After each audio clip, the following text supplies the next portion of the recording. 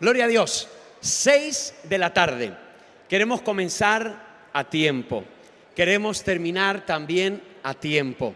Tenemos un día donde vamos a tener un culto a la noche y va a ser de una gran bendición. Pero antes que nada, ¿qué les parece si oramos y le presentamos este tiempo al Señor? Vamos a orar. Señor Jesús, gracias por lo que vamos a escuchar en esta tarde. Oramos, Señor, por cada ponente. Oramos, Señor, por cada palabra de Dios que va a salir desde este lugar. En esta tarde todos vamos a ser predicadores. En esta tarde todos vamos a ser una voz. Vamos a ser un solo pueblo. Y vamos en cada grupo, Señor, en cada mesa redonda. Queremos, Señor, que tu unción caiga, que tu presencia descienda. Señor, para poner palabras, ideas, creatividad. Señor, que podamos, Señor, recoger, Señor, del corazón, que uno note que estoy inspirado, Señor, a la hora de compartir en cada uno de los tópicos de la unidad. Señor, gracias por cada moderador, gracias, Señor, por cada integrante de cada uno de las mesas redondas. Y queremos, Señor, que tú te muevas en esta tarde. En el nombre de Jesús de Nazaret decimos amén y amén. Gloria a Dios. Tenemos el gran privilegio de poder estar en esta tarde para hablar respecto a 5 temas de lo que es la unidad. Cuando Jesús oró y Él miró hacia el futuro, Él dijo: Padre, que sean uno. ¿Para qué? Para que el mundo crea. Tenemos una meta, MM33, una meta global. No es un método, no es una estrategia, es una visión. Y creemos que la unidad es el punto más importante. La Biblia dice: andarán 2 juntos si no estuvieren de acuerdo. El profeta menor indica una pregunta. Y qué importante que nosotros, si esa pregunta la realiza Dios en esta hora, le podemos decir: sí, Señor, andaremos juntos, veremos tu gloria. Somos diferentes, pero las diferencias el diablo trata de usarlas para separarnos, pero nosotros usaremos las diferencias ¿para qué? Para enriquecernos. Por lo tanto, en esta tarde va a ser una tarde de gran bendición y voy a dar paso a Nika, quien nos va a estar presentando a lo que serán los ponentes. Dios los bendiga. Amén. Empezamos llamando a Alfredo Gómez Moneo. Él es pastor, ministro de las Asambleas de Dios. Fue presidente del Departamento de Misiones de MADE por varios años. Trabajo que realizó con gran empeño, dejando en evidencia su corazón lleno del amor de Cristo y pasión por el Evangelio. Así también es un distinguido médico especializado en traumatología, caracterizado por su generosidad a la hora de compartir sus dones y conocimientos con la sociedad y comunidad. Lo recibimos con un gran aplauso.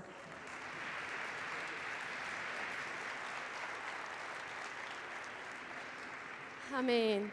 Continuamos con Daniel Rodríguez. Él pastorea a la iglesia Centre Cristià de Mallorca junto a su maravillosa esposa Noemí, una hermosa comunidad.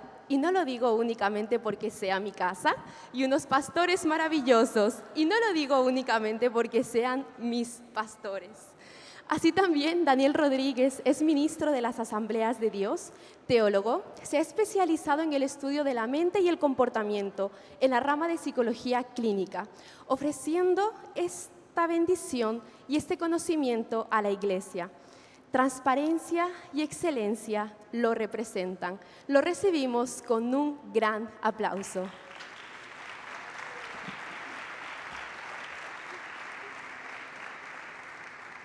Amén. Continuamos con Guillermo Santos.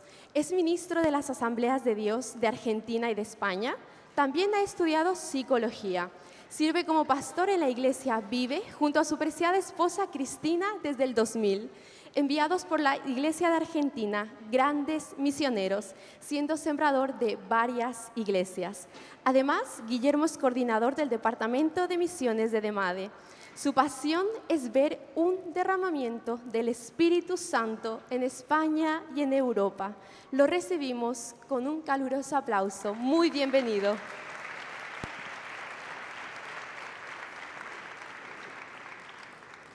Amén. Continuamos con Rebeca del Val.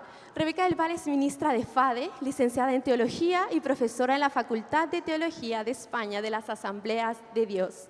Así también ha sido coordinadora nacional del Ministerio de Testimonio Cristiano a cada hogar, cerca de 3 años, donde ha llevado una labor incansable al servicio de la Iglesia para la evangelización de este país. Rebeca ha trabajado en diversos entornos, incluido el pastorado en la comunidad Centro Cristiano de Majadahonda, así también en el secretariado en Asambleas de Dios, caracterizada por una labor llena de excelencia y pasión. La recibimos con un fuerte aplauso.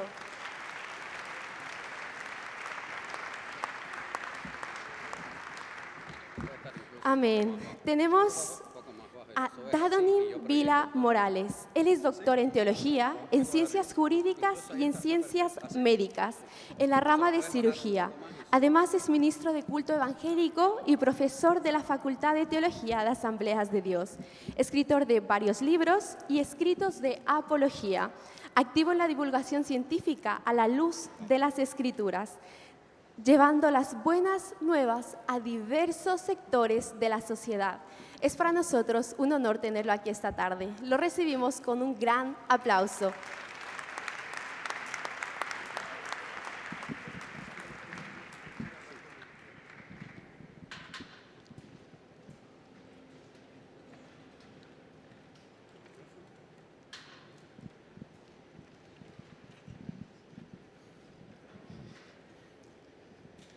Cuando hablamos de ser uno, debemos partir del mayor de todos los ejemplos posibles.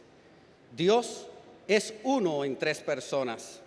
En Dios hay unidad de esencia y sustancia, a pesar de ser 3 personas con roles bien diferenciados.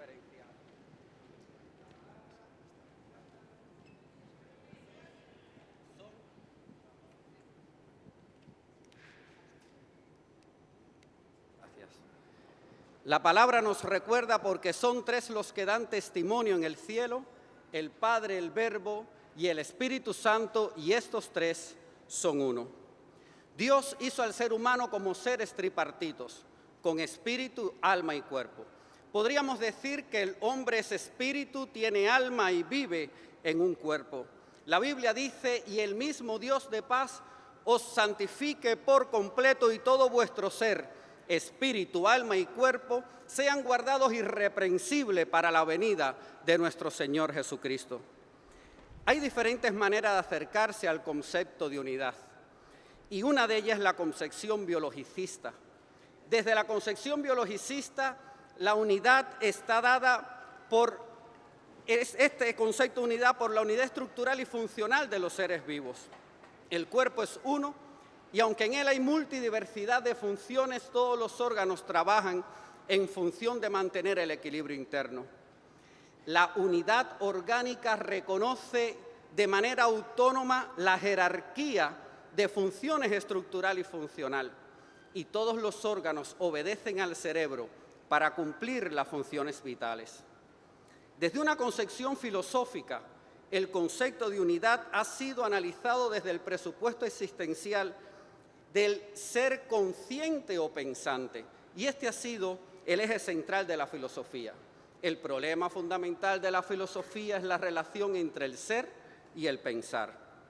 Aristóteles y luego Descartes abordaron esta temática desde el concepto de pienso, luego existo, cogito ergo sum. De esta premisa de existencia se deriva que lo que soy determina lo que hago. Dicho de otra manera, lo que hago y cómo lo hago está determinado por lo que soy. El propio Jesús hablaba de que por sus frutos los conoceréis, y recordaba que quien obedece su voz es como aquel hombre que edificó su casa con buen fundamento sobre la roca. Si tengo claro quién soy, sabré cómo conducirme en coherencia con lo que soy y lo que se espera de mí. Será entonces más fácil saber qué quiero hacer y cómo lo quiero hacer. Dicho en otras palabras, la construcción de la identidad individual es el elemento esencial para establecer los referentes de comportamiento ético y moral, y de allí parte el sentido de pertenencia a un grupo social determinado. Quien soy me cualifica. No son los resultados lo que definen lo que soy, sino las motivaciones de mi corazón, mi carácter y mis valores. La fundamentación de ser uno puede abordarse también desde la concepción teológica. La exhortación de Jesucristo respecto a pedirnos que seamos uno está basada en que Él mismo es uno con el Padre. Y por ello decía, así como yo estoy en ti y tú en mí, que ellos sean perfectos en unidad. La Trinidad tiene igualdad de esencia y coparticipación de funciones. La acción del Dios Trino y su esencia debe ser reflejada en nuestro modo y unidad de ser. Somos uno en Cristo porque hemos sido redimidos por la sangre del Cordero y hemos sido llamados nación santa, pueblo adquirido por Dios, para anunciar las virtudes de aquel que nos llamó de las tinieblas a su luz admirable. La palabra de Dios explica que la unidad que tenemos con el Padre a través del Hijo y con nuestros hermanos a través de la comunión del Santo Espíritu es validada por la propia divinidad, y el Espíritu mismo da testimonio a nuestro espíritu de que somos hijos de Dios. Esta dimensión de unidad es integral y no solamente teológica o espiritual, sino afectiva, emocional, solidaria. Cuando un miembro del cuerpo se duele, todo el cuerpo se duele. Ser uno significa tener unidad de esencia y cualidades con nuestros hermanos, identidad grupal e individual, unidad de propósitos y objetivos, coherencia de vida y testimonio, para permanecer unidos como los sarmientos a la vid. Ser uno es permanecer en Cristo y en su iglesia, siendo reflejo de la imagen de Jesucristo en nuestro espíritu, alma y cuerpo, y en la comunión del Santo Espíritu.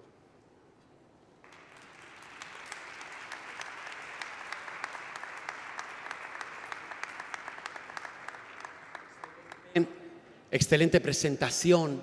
Ahora la dinámica que vamos a desarrollar, vamos a tener 8 minutos en donde vamos a estar en la mesa redonda haciendo aportaciones a la reflexión que se nos acaba de dar. Entonces es importante que tus aportaciones no duren más de 1 minuto, ¿verdad? La persona va a estar ahí atendiendo, la que es la moderadora, y van a ver en sus pantallas una cuenta atrás de 8 minutos hacia abajo, y cuando acabe este tiempo escucharemos la siguiente ponencia. Dios le bendiga y puedan aprovechar este tiempo. Bendiciones. Vamos a ir dando fin a este tiempo que hemos tenido. Ya se ha cumplido el tiempo. Qué buen tiempo hemos podido tener, cómo ha ido, qué tal la experiencia de poder compartir juntos en las mesas. Veo muchas caras sonrientes, qué bonito, qué alegría compartir juntos. Os pido mucha atención porque vamos a continuar con este tiempo.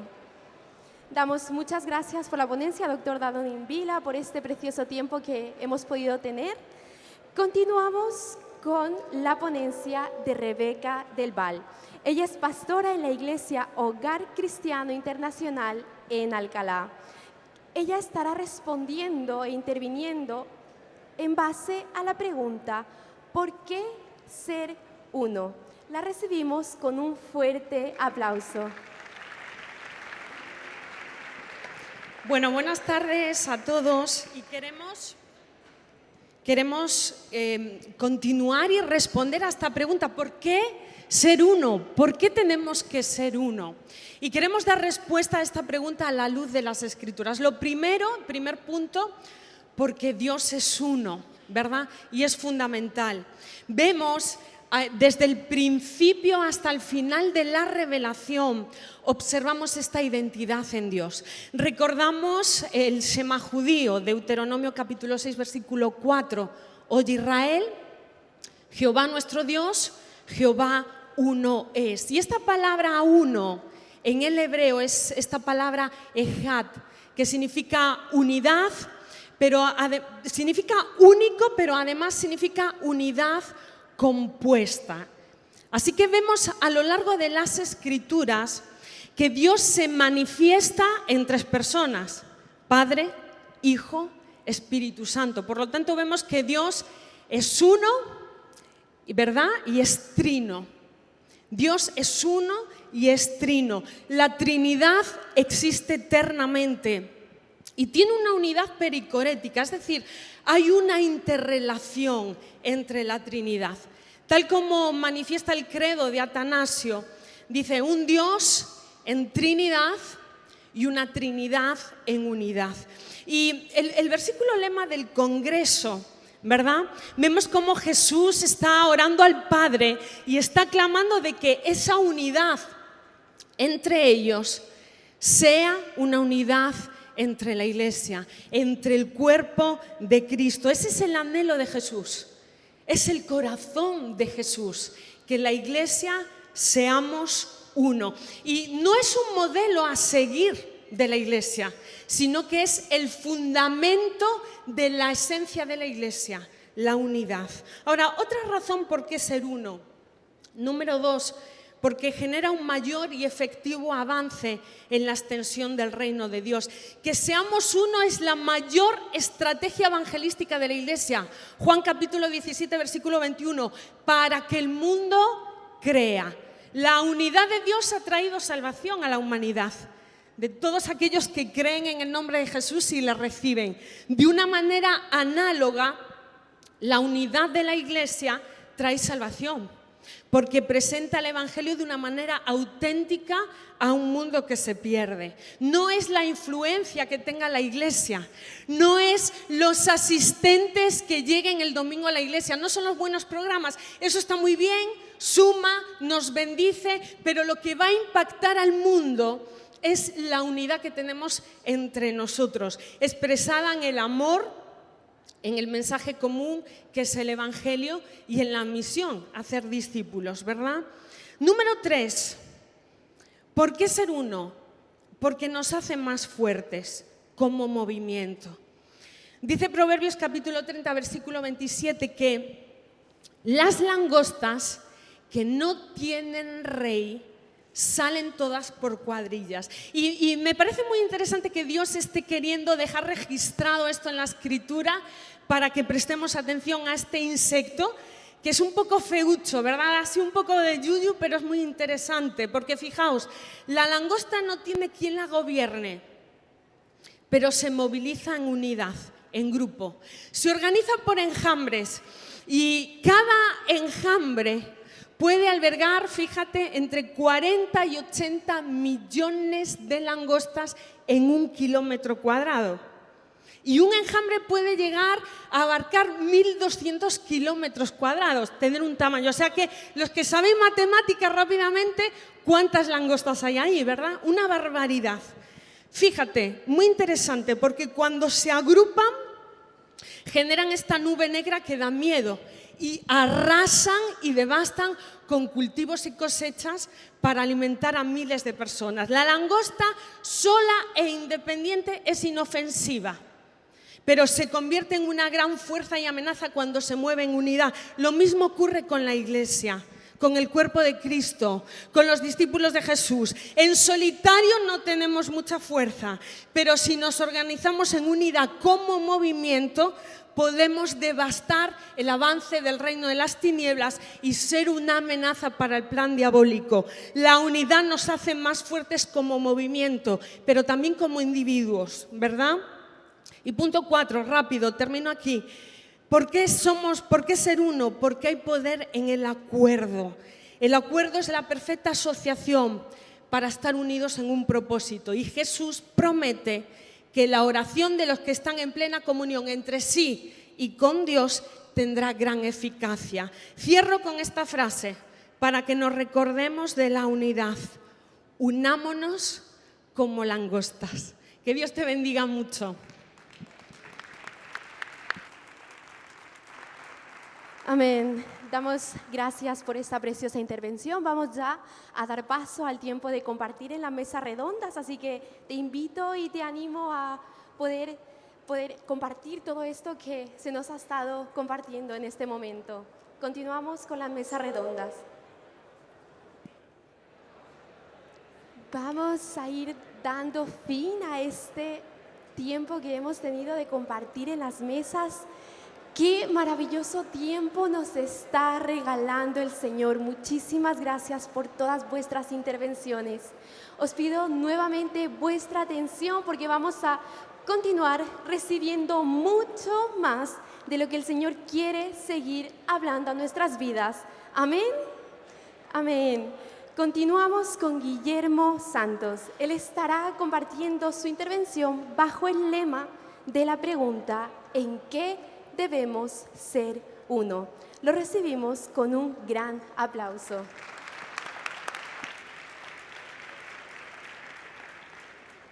Un grupo de jóvenes terminan su proceso de rehabilitación en un centro terapéutico y al cabo de ese programa, con luchas, con avances, con retrocesos, le preguntan a su entrenador, su terapeuta, bueno, ¿qué pasa? ¿Podemos pensar en casarnos?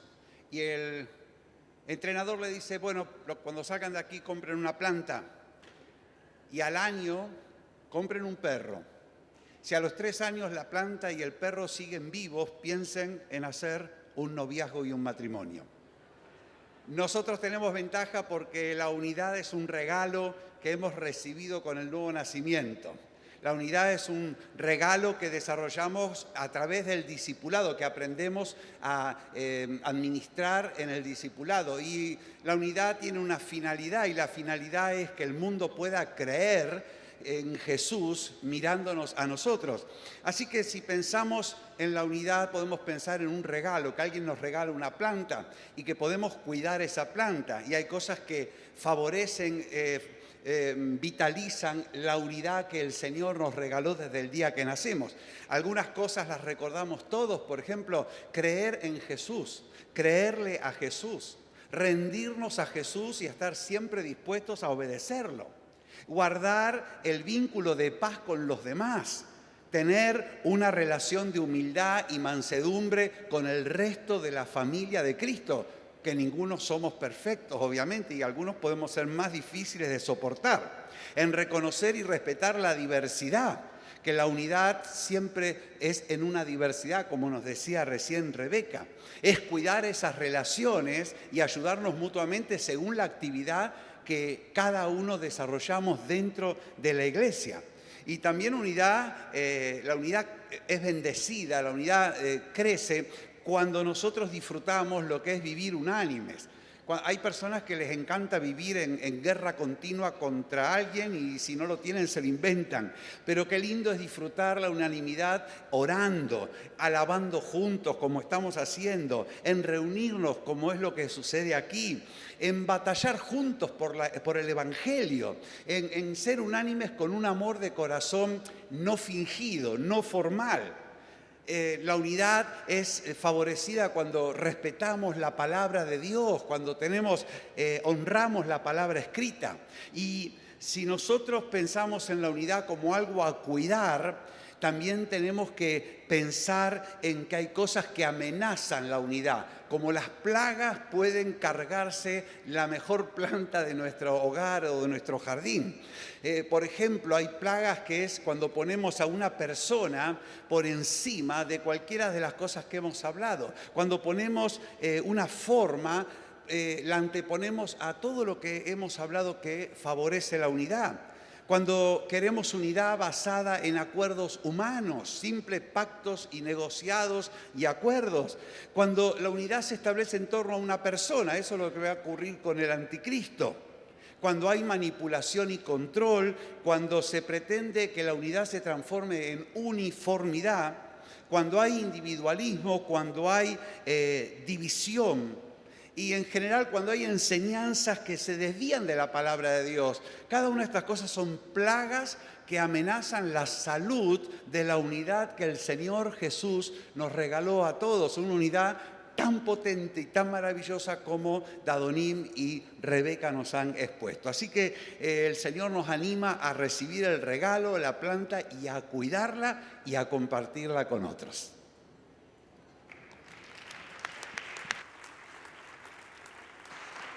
Qué bueno es poder recibir todo esto que el Señor nos está hablando. Muchas gracias por tu intervención bajo el lema ¿en qué debemos ser uno? Continuamos con la misma dinámica. Os animo a allí en vuestras mesas, en vuestros grupos, poder hablar, interactuar y disfrutar de esta bendición que es enriquecernos unos a otros. Tenemos 8 minutos, así que queda abierto este espacio de mesa redonda. Vamos a ir dando fin a este tiempo. Se ha terminado ya nuestra cuenta regresiva. Desde allí detrás se escuchan risas. Qué hermoso tiempo nos está regalando el Señor de bendecirnos y enriquecernos unos a otros. Su iglesia junta. Qué hermoso. Vamos a continuar con este precioso tiempo. Vamos a tener ahora la ponencia de Daniel Rodríguez bajo el lema ¿qué nos impide ser uno? Recibimos a mi pastor con un gran aplauso. Muy buenas tardes. Creo que resulta relativamente sencillo. Guillermo ya adelantó algunos de los aspectos que constituyen un impedimento para la unidad. Diferencias doctrinales, conflictos culturales, litúrgicos, aspectos personales, orgullo, celos, envidia, problemas de comunicación, lealtades incompatibles. La pregunta obligada sería, si es tan fácil identificar los enemigos de la unidad, ¿por qué ésta sigue constituyendo un problema, una realidad triste en la Iglesia? Se estima que en el mundo actualmente hay más de 35.000 denominaciones evangélicas y esta cifra sigue aumentando. Esto es a nivel macro. La realidad del cuerpo de Cristo es una realidad fragmentada, pero a un nivel cercano, a un nivel micro, todas las iglesias, todas las comunidades de fe solemos convivir con el fantasma de la división y tristemente a veces se materializa. ¿Y cuántas veces los intentos por recuperar la unidad terminan en una nueva división? Ahora, este no es un problema nuevo. Si nosotros vamos a los evangelios, encontramos que esta fue la realidad y fueron los enemigos con los que la iglesia primitiva y Jesús antes con sus discípulos tuvo que lidiar. Encontramos tristemente, ahí Marcos capítulo 9, los discípulos discutiendo entre sí a ver cuál de ellos sería el mayor inmediatamente después de que Jesús les hablara de la necesidad de entregar su vida, prohibiéndoles a otros que echaban demonios en el nombre de Jesús para que no lo hicieran, buscando a ver entre ellos la posibilidad de estar uno sentado, Jacobo y Juan, uno a la derecha, otro a la izquierda. ¿Cómo se sentirían los demás discípulos respecto de esta dinámica de división, de posicionamiento en lugares de preferencia? La iglesia primitiva con problemas de división por causa de motivos raciales, las viudas de los griegos con respecto a los hebreos, Bernabé y Pablo discutiendo y dividiéndose, el caso de Corinto, el caso de Filipenses. ¿Recordáis el coronavirus? Al principio todos andábamos como pollos sin cabeza, buscando a ver por dónde se transmitía, nosotros buscando alfombrillas para esterilizar los zapatos, limpiando con lejía los alimentos al llegar a casa. Mientras tanto seguíamos hablando, cantando y dialogando con la boca sin tapar. Yo me pregunto si con el tema de la división no nos pasará lo mismo. ¿Habrá algún enemigo oculto? Y yo quisiera mencionar brevemente 4. Y quiero hablar en primer lugar, un enemigo oculto de la verdadera unidad es la unidad utilitaria, la instrumentalización de la unidad, cuando usamos la unidad como un medio para alcanzar otro fin, por muy noble que ésta pueda ser. Y es verdad que hay fines nobles, como el hecho de cumplir el mandato del Señor o buscar unirnos para cumplir una determinada misión que vamos a poder lograr mejor en conjunto, pero la realidad es que es una desnaturalización de la verdadera unidad. La unidad y la misión. Dios es un Dios trino y misionero al mismo tiempo. La unidad y la misión son inseparables. La unidad no es un fin en sí mismo, ni puede ser un fin en sí mismo. Es el estado natural de Dios, que es amor comunicante. La iglesia solo podrá ser signo eficaz del Evangelio si ella misma es una. Deberíamos abrir bien los oídos a lo que ya nos ha mencionado nuestra hermana Raquel. Dios es el Dios que nos invita a proclamar el Shema. Oye Israel, el Señor es uno. Segundo enemigo, posiblemente enemigo oculto, escondido, la unidad de los afines. La unidad basada en afinidades, en compatibilidades, en intereses comunes. Hay un tipo de unidad que excluye. En cualquier grupo humano existe la tendencia a vincularnos por razones de afinidades. No obstante, este tipo de unidad puede llegar a comprometer la verdadera unidad. Y esta es la unidad típica de los fariseos, la unidad de aquellos que se juntan exclusivamente con aquellos con los que comparten gustos, afinidades y sintonía de pareceres. Repetimos nosotros el error de los corintios, cuando decimos yo soy de Pablo, yo soy de Apolo, yo soy de Cefas, yo soy de Cristo. ¿Acaso puede estar Cristo dividido?, nos pregunta el apóstol Pablo. Tercero, la unidad de Babel o la de Pentecostés. Dos opciones, unidad construida desde abajo o la unidad otorgada desde arriba. ¿Construimos la unidad o guardamos la unidad? Hermanos, Jesús dijo y sigue estando vigente, yo edificaré mi iglesia. ¿Quién edifica la iglesia? Es Jesús, es Cristo. Es desde arriba que se edifica la iglesia. Finalizo. Cuarto, la unidad condicionada a la doctrina. Cuando condicionamos la unidad a nuestra comprensión de la sana doctrina. Y hermanos, la doctrina sana sigue siendo la doctrina que sana. Y si no sana, no es sana. La iglesia a lo largo de la historia se ha debatido, ha discutido y se ha enfrentado por motivos tan absurdos como cuántos alfileres caben en la cabeza de un alfiler, o si realmente las personas por motivo de raza, de etnia o de sexo tienen o no tienen alma. Esto forma parte de las páginas negras de la historia de la iglesia. Nosotros necesitamos reconocer que muchas de nuestras ideas de la doctrina sana no dejan de ser compromiso contra la verdadera unidad del cuerpo de Cristo. Deberíamos preguntarnos si detrás de cierto celo por conservar la pureza doctrinal no se esconden nuestras propias verdades con minúsculas. Hermanos, tan peligroso como confundir mi denominación con la totalidad del cuerpo de Cristo es no reconocer en nuestra denominación, en mi denominación, la expresión de una parte del cuerpo de Cristo. Nosotros nos llamamos Asambleas de Dios. Y es un nombre precioso. La palabra, el término asamblea, proviene del francés, assemblée, que significa reunión numerosa de personas convocadas por un fin. Es del mismo término que viene la palabra ensamblaje. Y nosotros estamos llamados, ese ensamblaje maravilloso que Dios está generando, a reconocerlo, a facilitarlo y a permitirlo. No deberíamos olvidarnos que lo primero es la unidad del Espíritu. Efesios 4:3 precede a Efesios 4:13, la unidad del conocimiento y de la fe del Hijo de Dios.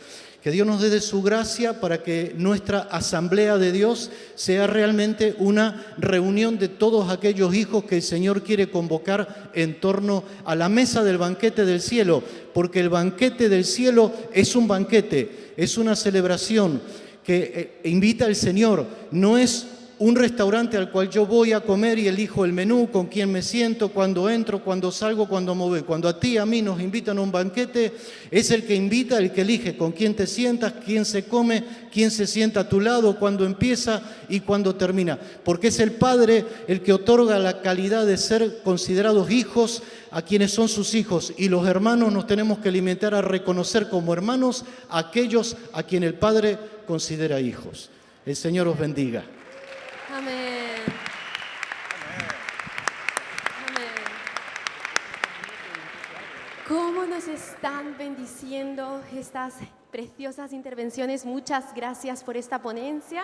Vamos a dar paso muy rápidamente a este tiempo que vosotros tenéis allí en vuestros grupos de compartir. Se va acercando poco a poco el final de este tiempo, así que te animo, si aún no has intervenido, si aún no has hablado, poder hacerlo, que el Señor tiene mucho que decir a través de ti en esta noche también. Amén. Qué gran espacio nos está regalando el Señor en esta tarde. ¡Qué bendición! Vamos a seguir, vamos a continuar, así que te pido toda tu atención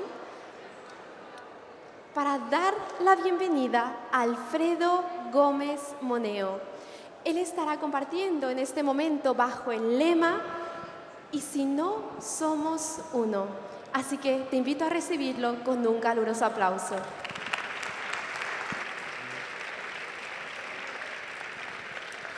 Sí, ellos han hablado de la unidad. A mí me toca hablar de la no unidad. ¿Y si no somos uno? Porque es evidente que en ocasiones no podemos tener esa pretendida unidad, o al menos no podemos tener esa unidad en la acción, porque hacemos diferente. Tantas iglesias que dicen responder a los mismos propósitos, pero en sus maneras de hacer son muy diferentes. ¿Cuántos ministros, evangelistas, pastores que supuestamente sobre el papel comparten un mismo propósito, una misma visión, pero debido a sus diferentes maneras de trabajar llegan a ser incompatibles, no pueden ser uno en la acción? Desde luego sí hay unos principios eje en los que tenemos que estar sí o sí unidos. Pero hay otras cuestiones que no son axiales y en ellas podemos discrepar, hasta podemos tener opiniones encontradas, opuestas e incompatibles. Lo que aquí se impone es aprender a convivir desde la tolerancia y el respeto a las diferencias del otro y no romper la baraja precipitadamente dejando que salga toda nuestra carnalidad en el conflicto. ¿Os suena? Demasiadas veces no hemos sido espirituales a la hora de gestionar nuestras diferencias y en vez de seguir las reglas y los principios del Evangelio, nos hemos dejado guiar por lo que nos pide el cuerpo, ¿verdad? Si a pesar de que como cristianos y como ministros, estando unidos en el propósito y en la visión, pero resulta que no podemos estarlo en la acción, si no podemos seguir juntos, necesitaremos entonces aprender a separarnos. La penosa manera en la que se suceden tantas divisiones en las iglesias y en los equipos pastorales, mi predecesor ha aludido a ello, eso es un elemento de vergüenza para las iglesias evangélicas y en ello se apoyan otras personas y otras instituciones para desacreditarnos y lamentablemente tienen razón. Necesitamos aprender a resolver nuestras diferencias. Si no podemos seguir caminando juntos, tendremos que aprender a separarnos pacíficamente, de tal modo que yo pueda seguir saludando a esa persona, estrechándole la mano, abrazándole, orando los unos por los otros, aunque emprendamos caminos diferentes. He visto ministros dar un golpe en la mesa para abandonar una reunión y seguidamente abandonar su denominación. He visto a ministros abandonar el equipo pastoral enviando una carta con un versículo, utilizándolo como arma arrojadiza, enjuiciando, acusando por medio de un versículo. He visto abandonar un equipo ministerial con un email que terminaba con una nota diciendo a los pastores: arrepentíos. Esta era la última palabra. He visto a un pastor abandonar su iglesia y su equipo pastoral con un SMS: me doy de baja como pastor y me doy de baja de la iglesia.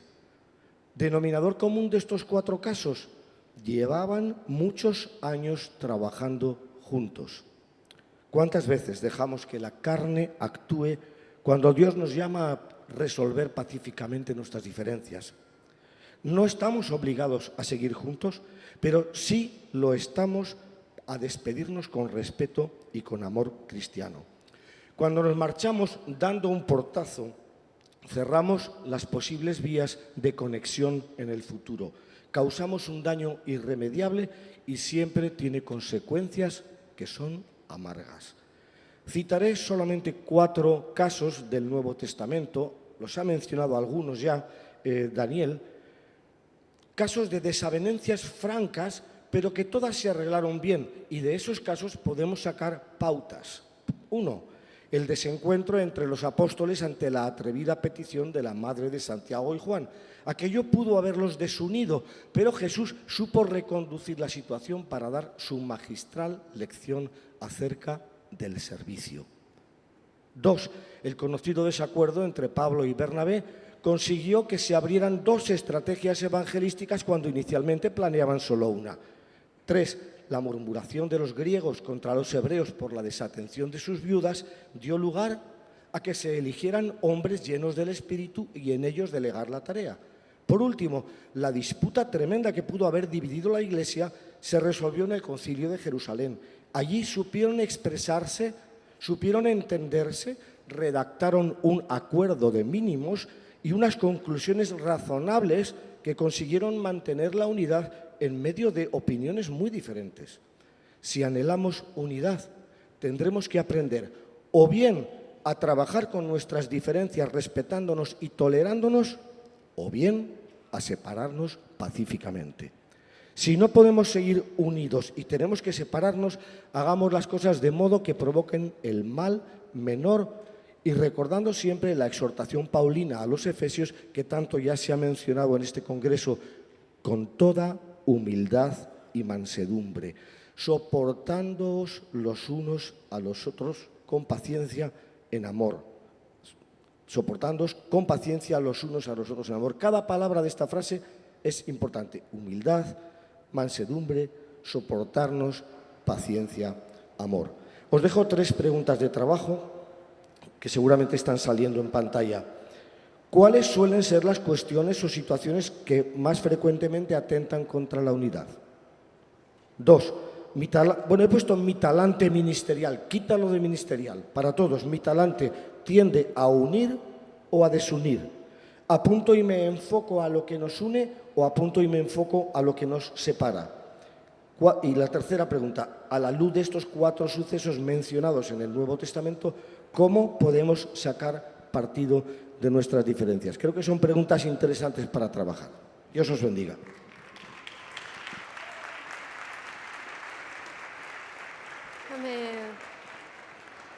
Damos gracias al Señor por esta preciosa palabra que el Señor anhela hablar a nuestros corazones. Así que te animo, vamos ya a estar dando paso a estos 8 minutos de poder compartir, debatir y abrir nuestros corazones allí en las mesas redondas que nos encontramos. Así que anímate a participar.